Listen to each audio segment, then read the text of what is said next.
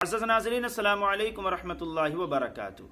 आज मैं फिर आपके सामने हाजिर हुआ हूँ एक ऐसी वीडियो लेकर जो बड़ी इंटरेस्टिंग वीडियो है, इसलिए कि इसमें कुरान के 10 मौजिज़ात का तज़किरा है जिसको आज साइंस ने भी माना है, उसकी तस्दीक की है। हालांकि कुरान करीम ने आज से 1400 साल पहले ही उस चीज़ को बयान कर दिया था। वो क्या हैं 10 मौजिज़ात, आइए इस वीडियो में देखते हैं। तो मेरे दोस्तों, अगर अभी तक आपने मेरे चैनल को सब्सक्राइब नहीं किया है तो सब्सक्राइब कर दें और बेल आइकन को ज़रूर दबा दें ताकि हर एक वीडियो की नोटिफिकेशन आप तक पहुंचती रहे। तो आइए बिला किसी ताख़ीर के वीडियो को शुरू करते हैं। अस्सलामु अलैकुम दोस्तों, मैं हूं अली रज़ा और आप देख रहे हैं AR नॉलेज। दोस्तों, इंसान कुर्राए ज़मीन पर कदम रखते ही फितरत को समझने, उसकी बनावट और राज़ों को जानने की जस्तजू में लग गया और उसने कायनात में ऐसी निशानियां देखीं जिसने उसे सोचने पर मजबूर कर दिया कि इस दुनिया पर इंसान की शुरुआत कैसे हुई। आज की वीडियो में हम कुरान के 10 ऐसे मौजज़ात का जिक्र करेंगे जिसे साइंस ने खुद साबित किया है। नंबर 1, ओरिजिन ऑफ लाइफ, ज़िंदगी की शुरुआत। हम सब जानते हैं कि पानी हमारी ज़िंदगी का एक अहम हिस्सा है। इसी मौजू पर कुरान की सूरह अंबिया में यूँ इरशाद होता है, और हमने हर जानदार चीज़ पानी से बनाई, तो क्या वो ईमान न लाएंगे। आज हमें साइंस बताती है कि ज़मीन पर रहने वाली मखलूक़ात के सेल्स पानी से बने हुए हैं। मसलन किसी भी इंसान के सेल्स को अगर स्टडी किया जाए तो वो 70% पानी से बना हुआ होता है, और इसकी तस्दीक माइक्रोस्कोप के आविष्कार के बाद ही हो पाई है, जिसका आविष्कार 12वीं सदी में हुआ। लेकिन कुरान ने 1400 साल पहले ही बता दिया कि ज़िंदगी की शुरुआत कैसे हुई। नंबर 2, लोहा, जो कि ज़मीन पर मुख्तलिफ सूरतों में पाया जाता है, मगर ये ज़मीन की धातु नहीं है बल्कि ये आसमान से यहाँ आया है। ये अपने आप में चौंका देने वाली बात है, मगर ये हकीकत है। साइंस ने एक खोज निकाला है कि अरबों साल पहले कुछ सितारे धमाके से फटे और ये मेटेरॉइड्स यानी बड़े बड़े पत्थरों के ज़रिए ये लोहा हमारी ज़मीन पर आया, जिसका जिक्र हमें 1400 साल पहले कुरान की सूरह हदीद में यूँ मिलता है। और हमने लोहे को ज़बरदस्त ताकत देकर उतारा ताकि इंसान इसका फ़ायदा उठा सके। नंबर 3, आसमान हमारी हिफाजत करता है। ज़मीन को सूरज की अल्ट्रावायलेट शुआओं से बचाने के लिए आसमान एक अहम किरदार अदा करता है। अगर आसमान नहीं होता तो सूरज की रेडिएशन ज़मीन पर ज़िंदगी को जलाकर ख़त्म कर चुकी होती। आसमान ज़मीन के चारों ओर लिपटे हुए कंबल की तरह है जो ज़मीन को जमा देने वाली ठंड से बचाए रखता है।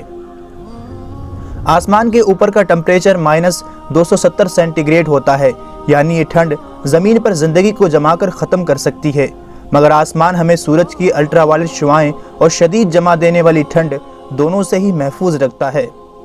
कुरान में अल्लाह आसमान का जिक्र करते हुए फरमाता है, और हमने आसमान को एक महफूज छत बनाया और वो लोग उसकी निशानियों से मुंह फेर लेते हैं। नंबर 4, पहाड़।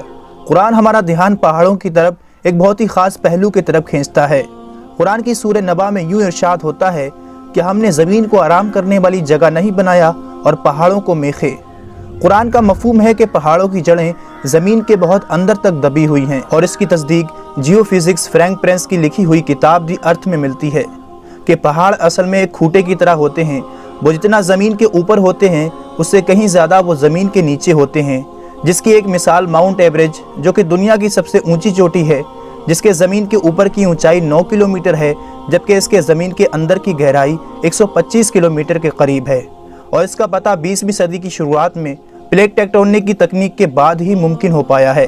नंबर 5, कायनात का फैलना।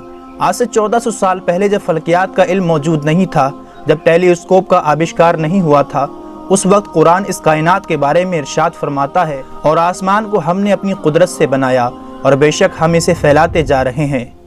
और इसकी तस्दीक 20वीं सदी के एक अजीम साइंसदान स्टीफन हॉकिंग अपनी किताब a brief of the time में लिखते हैं कि ये 20वीं सदी की सबसे बड़ी खोज है कि कायनात वक्त के साथ फैलती जा रही है। हैरान करने वाली दोस्तों बात यह है कि इसका जिक्र कुरान में टेलीस्कोप के ईजाद से 1400 साल पहले ही हो चुका है। नंबर 6, सूरज का घूमना। दोस्तों, साइंसदान पहले ये समझते थे कि सूरज एक जगह पर ठहरा हुआ है और ये कोई गर्दिश नहीं करता। 1512 में एक साइंसदान निकोलस कोपरनिकस ने अपना एक नजरिया पेश किया कि जमीन के गोल चांद और सैयारे चक्कर नहीं लगा रहे, बल्कि सूरज के गोल चांद और बाकी सैयारे चक्कर लगा रहे हैं और सूरज अपनी जगह पर ही ठहरा हुआ है। एक ज़माने तक साइंसदानों का ये अकीदा रहा। फिर सन 1609 में एक जर्मन साइंसदान जोहन्स कैपिलर انہوں نے اپنی کتاب میں لکھا کہ صرف سیارے سورج کے گول گھوم نہیں رہے بلکہ زمین، چاند اور سیارے سورج کے گول گھومنے کے علاوہ اپنے محور پر گردش کر رہے ہیں، اور باقی سیاروں کی طرح سورج کو اپنے اکس پر ایک چکر لگانے میں 25 دن لگ جاتے ہیں۔ قرآن میں اس بات کا ذکر کچھ یوں ملتا ہے، اور وہی ہے جس نے رات اور دن اور سورج اور چاند کو پیدا کیا اور سب ایک گھیرے میں تیر رہے ہیں۔ ایک زمانے تک دوستو فلکیاتی سائنسدانوں کے مطابق قرآن کے اس دعوے کو غلط سمجھا جا رہا ہوتا، لیکن آج ہم جانتے ہیں کہ قرآن کا سورج کی گردش کے مطابق یہ دعویٰ آج کی سائنس بالکل سچ ثابت کرتی ہے۔ نمبر 7، سمندر۔ قرآن کی سورہ نور میں اللہ ارشاد فرماتا ہے، جیسے کسی گہرے سمندر میں اندھیرے ہوں جس کو اوپر سے ایک لہر نے ڈھانپ لیا ہو، اس لہر پر ایک اور لہر ہو، پھر اس دوسری لہر پر بادل ہوں، اندھیرے ہی اندھیرے ہیں، ایک کے اوپر دوسرا اندھیرا ہے کہ جب کوئی اپنا ہاتھ نکالے تو اسے اپنا ہاتھ بھی دکھائی دیتا معلوم نہ ہو، اور جس کے لیے اللہ نور نہ بنائے اس کے لیے کوئی نور نہیں۔ عام طور پر دوستو یہ سمجھا جاتا ہے کہ لہریں سمندر کی اوپری سطح پر چلتی ہیں، جبکہ سائنس یہ تصدیق کر چکی ہے کہ لہریں سمندر کے اوپری سطح پر ہی نہیں بلکہ نیچے بھی ہوتی ہیں۔ یہ لہریں انسان کو عام آنکھ سے دکھائی نہیں دے سکتی، بلکہ ان کو صرف خاص ٹیکنالوجی کے ذریعے ہی دیکھا جا سکتا ہے۔ قرآن میں سمندر کے اوپر چلنے والی لہریں اور اس کے اوپر بادلوں کے بارے میں ذکر ہوا ہے۔ قرآن کی یہ بات صرف اسی لیے قابل تعریف نہیں ہے کہ وہ سمندر کے اندرونی لہروں کے بارے میں ذکر کرتا ہے، بلکہ اس لیے بھی ہے کہ یہ سمندر کی گہرائی کے اندھیرے کو بھی ذکر کرتا ہے۔ آج کے دور میں انسان زیادہ سے زیادہ بنا کوئی آکسیجن یوز کیے 70 میٹر کی گہرائی تک ہی جا سکتا ہے۔ وہاں پر کچھ روشنی ضرور معلوم ہوتی ہے، مگر ہم بات کرتے ہیں 1000 میٹر گہرائی کی تو وہاں بالکل اندھیرا ہے، اور اسی بات کو اللہ نے قرآن میں ذکر کیا جس کا سائنس کو پتہ آج چلا ہے۔ مگر قرآن میں سمندر کے اندر لہریں اور اس کے نیچے اندھیرے کی بات 1400 سال پہلے ہی موجود ہے۔ نمبر 8، جھوٹ بولنا اور ہماری دماغ کی حرکت۔ دوستو حضور صلی اللہ علیہ وسلم کے دور میں ایک آیت کو ابو جہل کے اوپر اتارا گیا، کیونکہ ابو جہل بار بار جھوٹ بولا کرتا تھا۔ اس کے بارے میں اللہ سورہ العلق میں یوں ارشاد فرماتا ہے، اگر وہ باز نہ آیا تو ہم ضرور پیشانی کے بال پکڑ کر کھینچیں گے، وہ پیشانی جو جھوٹی خطا کار ہے۔ اس آیت میں دوستو دماغ کے سامنے والے حصے کو جھوٹا اور خطا کار قرار دیا ہے۔ یہ آیت 2 وجہ سے بڑی خاص ہے۔ پہلی یہ کہ ہمارے دماغ کے سامنے والا حصہ ہی ہماری سوچی سمجھی حرکتوں کا ذمہ دار ہوتا ہے، جسے فرنٹل لوب کے نام سے جانا جاتا ہے۔ دوسرا یہ کہ فرنٹل لوب ہی دماغ کے جھوٹ بولنے والے کام کو کنٹرول کرتا ہے۔ آج کے دور میں کی گئی کئی ریسرچوں سے یہ ثابت ہو چکا ہے کہ دماغ کے آگے والا حصہ ہی ہماری حرکتوں اور جھوٹ بولنے کا ذمہ دار ہوتا ہے، اور انسانی دماغ کا یہ فنکشن 20ویں صدی میں سائنس کے ایڈوانس ہونے پر ہی ہمیں معلوم ہوئے ہیں، جبکہ قرآن اس طرف اشارے کب کا کر چکا ہے۔ نمبر 9، انسان کو درد کا محسوس ہونا۔ دوستو کافی لمبے عرصے تک لوگ یہی سمجھتے رہے ہیں کہ درد کو محسوس کرنے والے سیلز ہمارے دماغ میں ہوتے ہیں، حالانکہ بعد میں یہ تحقیق سے پتہ چلا کہ درد کو محسوس کرنے والے پن ریسپٹر سیلز ہماری کھال میں ہی ہوتے ہیں، اور ان کے بنا ہم درد کو محسوس نہیں کر سکتے۔ اس کا ذکر قرآن کی سورہ نساء میں کچھ یوں ہوتا ہے، بے شک وہ لوگ جنہوں نے ہماری آیتوں سے انکار کیا ہم انہیں آگ میں جھلسائیں گے، اور جب ان کی کھال جل جائے گی تو ہم انہیں اس کے بدلے دوسری کھال دیں گے تاکہ وہ درد کو لگاتار محسوس کر سکیں۔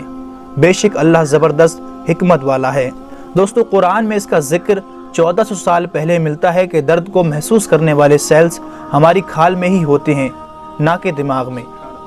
اس کی کھوج اب آ کر 20ویں صدی میں ہوئی ہے۔ Number 10، the big bang.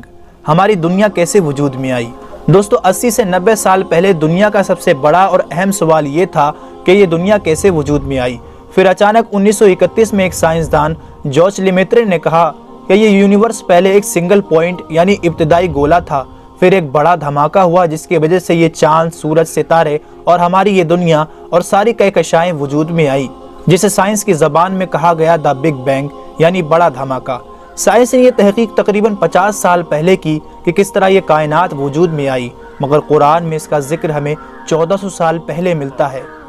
کیا انکار کرنے والے یہ نہیں جانتے کہ یہ زمین اور آسمان ملے ہوئے تھے اور ہم نے انہیں جدا کیا؟ اور اس تحقیق کو سائنس کی ایک بڑی کھوج مانا جاتا ہے۔